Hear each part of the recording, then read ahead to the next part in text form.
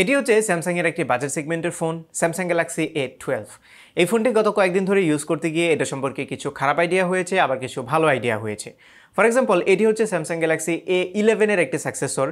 A11 থেকে এটা কিছু কিছু ক্ষেত্রে আপগ্রেডেড, আবার কিছু কিছু ক্ষেত্রে ডাউনগ্রেডেড। সো এগুলোই আজকে ক্লিয়ার করব। এই ফোনটির দাম হচ্ছে 14,999 টাকা বা 15,000 টাকা বাংলাদেশে, 4GB 64GB variant. By the way, স্যামসাংয়ের ফোন অনলাইনে কিনতে চাইলে আপনারা ভিজিট করতে পারেন galaxyshopbd.com। এই সাইটের মাধ্যমে বাংলাদেশের যে কোনো জায়গায় 48 আওয়ার্সের মধ্যে আপনারা হোম ডেলিভারি পেতে পারেন, ইভেন এই লকডাউনের মধ্যেও।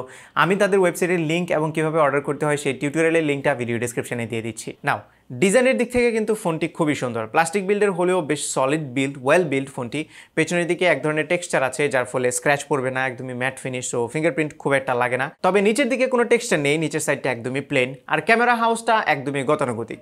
বাম পাশে এটার ট্রিপল স্লট আছে, তার মানে দুইটা সিমের সাথে একটা ডেডিকেটেড মেমোরি কার্ডের স্লট পাবেন। উপরের দিকে সেকেন্ডারি নয়েজ ক্যান্সেলিং মাইক্রোফোন আছে, নিচের দিকে 3.5mm audio Jack, primary microphone, USB Type-C port এবং একটি সিঙ্গেল বটম ফেসিং স্পিকার আছে। এই স্পিকারের কোয়ালিটি মোটামুটি ভালো লেগেছে আমার কাছে, এই বাজেটে স্পিকার নিয়ে আমি স্যাটিসফাইড। নাও, ডান পাশে ভলিউম রকারের পাশাপাশি আছে power button cum side mounted fingerprint scanner. And if you guys know, side mounted fingerprint স্ক্যানারের প্রতি আমি weak, and I say this in every single video. So এটার স্পিডটা মোটামুটি ফাস্ট ছিল, টাচ করার সাথে সাথেই আনলক হচ্ছিল, যদিও এটার কনসিস্টেন্সিটা মাঝে মধ্যে একটু কম পাচ্ছিলাম, মানে কখনো খুব সুপার ফাস্ট আনলক হচ্ছিল, আবার কখনো অ্যানিমেশনটা একটু স্লো হচ্ছিল। আই থিঙ্ক এটা সফটওয়্যার আপডেটের মাধ্যমে ফিক্স করা পসিবল। আর এই ডিসপ্লেটি হচ্ছে 6.5 ইঞ্চির HD+ রেজুলেশনের একটি TFT প্যানেল। তবে এটা কিন্তু রেগুলার TFT প্যানেল না, কারণ এটাতে স্যামসাংয়ের PLS টেকনোলজি ইউজ করা হয়েছে। আর স্যামসাংয়ের PLS যে ডিসপ্লে টেকনোলজিটা আছে, এটা মূলত রেগুলার ডিসপ্লেটাকে একটু বেটার করে। ফর এক্সাম্পল, TFT প্যানেলে ইউজুয়ালি ভিউইং অ্যাঙ্গেল খুব খারাপ হয়, বাট এটার ভিউইং অ্যাঙ্গেল কিন্তু অলমোস্ট IPS লেভেলের ছিল। আমি চারপাশে ঘুরিয়ে দেখেছি, ভিজিবিলিটি একদমই পারফেক্ট, কোনো কালার নেগেটিভিটিও ছিল না। তবে যেহেতু এটা HD+ রেজুলেশনের ডিসপ্লে, সো শার্পনেসের প্রচুর পরিমাণে ঘাটতি আপনারা খেয়াল করবেন, but the display is pretty bright. পাশাপাশি এটার কালারটা আমার কাছে একটু ফ্যাকাশে মনে হয়েছে, মানে আরেকটু স্যাচুরেটেড বা আরেকটু পাঞ্চি ইউজুয়ালি আমরা স্যামসাংয়ের ফোনে দেখে থাকি। সেই বিবেচনা করলে এই ডিসপ্লেটাকে আমি বলবো গুড। মানে স্যামসাং ইউজুয়ালি আমরা এক্সিলেন্ট ডিসপ্লে দেখি, এটাকে এক্সিলেন্ট বলা যাচ্ছে না, বাট সাইজটা বড়সড় প্রাইসের তুলনায়। এবং এটাতে একটি ভি শেপের ওয়াটার ড্রপ নচ ইউজ করা হয়েছে, ইনফিনিটি ভি ডিসপ্লে যেটাকে বলা হয়। এই জিনিসটা আমার কাছে একটু ব্যাকডেটেড মনে হয়েছে। পাশাপাশি স্যামসাংয়ের A11 যেটা ছিল, সেটাতে কিন্তু ক্যামেরা কাট আউট ছিল, পাঁচহোল ক্যামেরা ছিল। সফটওয়্যার এন্ডে এটাতে Android 10 ইউজ করা হয়েছে, যার উপরে আছে One UI Core 2.5। So core variant যেটা আছে, এটা One UI রেগুলার UI থেকে একটু লাইট ভার্সন, কিছু ফিচার এটাতে রিমুভ করা হয়েছে, বাট One UI এর যে এক্সপিরিয়েন্সটুকু আপনারা ইউজুয়ালি পান, এটা থেকেও সেরকমই এক্সপিরিয়েন্স পাবেন। লাইক ওয়ান হ্যান্ডেড ইউজিবিলিটির জন্য মেনুগুলোকে নিচে নিয়ে আসা, পাশাপাশি ক্লিন, মিনিমালিস্টিক এবং খুবই রেসপন্সিভ একটি UI এটাতে আছে। সো সফটওয়্যার নিয়ে কোনো কমপ্লেন নেই, যদিও এখন প্রায় সব phone out of the box Android 11 দিয়ে আসছে, সেই জায়গাতে এটা একটু পিছিয়ে আছে অ্যান্ড্রয়েড ভার্সনের বেলায়। আর হার্ডওয়্যার সেকশনে যেরকমটা বলছিলাম, এটাতে 4GB র্যাম আছে, ইন্টারনাল স্টোরেজ হচ্ছে 64GB এবং এক্সটার্নাল স্টোরেজের অপশনও আছে।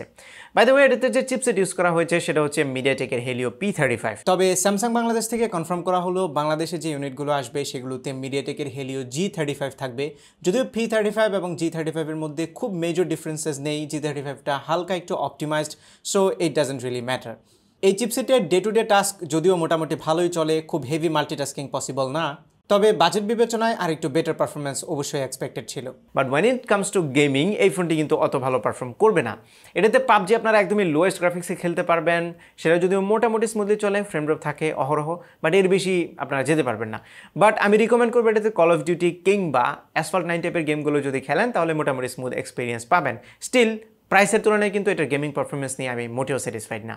এবার আসি ক্যামেরায়। সো এটার পেছনে 4টা ক্যামেরা আছে, যার প্রাইমারিটা হচ্ছে 48 মেগাপিক্সেলের, সেকেন্ডারিটা 5 মেগাপিক্সেলের একটি ultra wide shooter, and then 2 মেগাপিক্সেলের একটি ম্যাক্রো, 2 মেগাপিক্সেলের আর একটি ডেপথ সেন্সর। ছবির কোয়ালিটি অ্যানালাইজ করার আগে আমরা এটার ক্যামেরা ইউআইটা নিয়ে একটু কথা বলতে চাই। প্রথমত, এটার ইউআইতে নাইট মোড নাই, ভিডিওর বেলায় স্লো মোশন কিংবা টাইম ল্যাপস এই টাইপের কোনো ফিচারই নাই, এবং এই সবগুলো কিন্তু software based. So I think One UI এর যে কোর ভেরিয়েন্ট আছে, সেটাতে আসলে এই ফিচারগুলো কাট ডাউন করা হয়েছে। তবে প্রাইমারি ক্যামেরা দিয়ে দিনের বেলায় তোলা ছবিগুলো আমার কাছে ভালো লেগেছে, ছবিগুলো বেশ ভালো ডিটেইলড এবং শার্প হয়, ছবিতে কালারও মোটামুটি ভালো আসে। সেই সাথে ডাইনামিক রেঞ্জের পারফরমেন্স এই বাজেটের তুলনায় ওকে, মানে খুব ভালো না। সেই সাথে ছবির কন্ট্রাস্ট হোয়াইট ব্যালেন্স মোটামুটি ঠিকঠাক থাকে। তবে এটা যে পোর্ট্রেট মোড আছে বা লাইভ ফোকাস মোড আছে, সেটা দিয়ে তোলা ছবিগুলোতে এটার যে ব্যাকগ্রাউন্ডের ব্লারিনেসটা আছে সেটা খুবই কম ছিল। আমরা একদমই 7 মানে হাইয়েস্ট যে ব্লারিনেসের অ্যামাউন্ট আছে সেটা দিয়েও রেগুলার মোড থেকে পোর্ট্রেট মোড বা লাইভ ফোকাস মোডে খুব একটা ডিফারেন্সিয়েট করতে পারছিলাম না, কারণ ব্যাকগ্রাউন্ডের যে বোকে অ্যামাউন্টটা বা ব্লারিনেসের অ্যামাউন্টটা সেটা খুবই কম ছিল।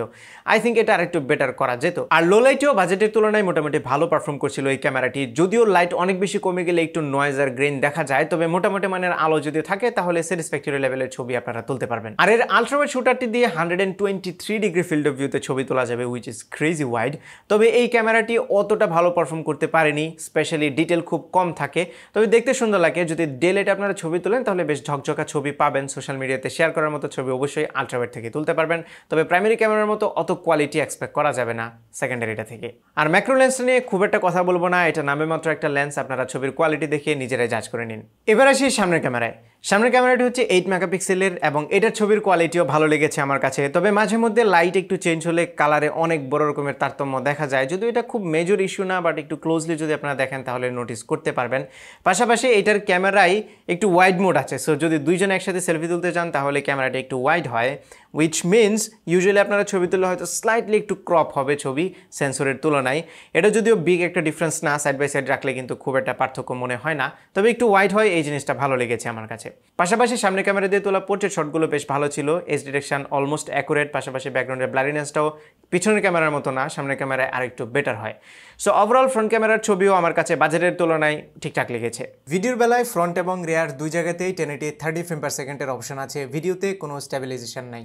আর এই ফোনটিকে পাওয়ার আপ করছে 5000 mAh ম্যাসিভ একটি ব্যাটারি। সো ব্যাটারি ব্যাকআপ নিয়ে কোনো দুশ্চিন্তা করতে হবে না, কারণ একটু লাইট টু মডারেট ইউজ করলে 1.5 দিনের মতো, 1.5 দিনের চাইতেও বেশি ব্যাটারি ব্যাকআপ এর থেকে পাওয়া পসিবল।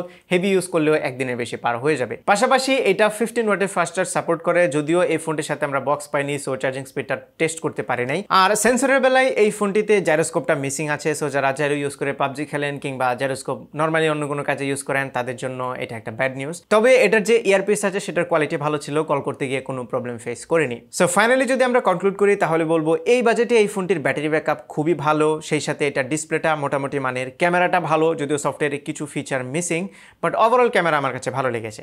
তবে শুধু পারফরমেন্স সেকশনে আরেকটু বেটার হতে পারতো। Finally Samsung is a good brand, এবং ব্র্যান্ড ভ্যালুর জন্য যদি আপনারা এই ফোনটা নিতে চান তাহলে আমার মনে হয় এই বাজেটে শুধু পারফরমেন্স ছাড়া বাকি জায়গাগুলোতে স্যাটিসফাইড হবেন।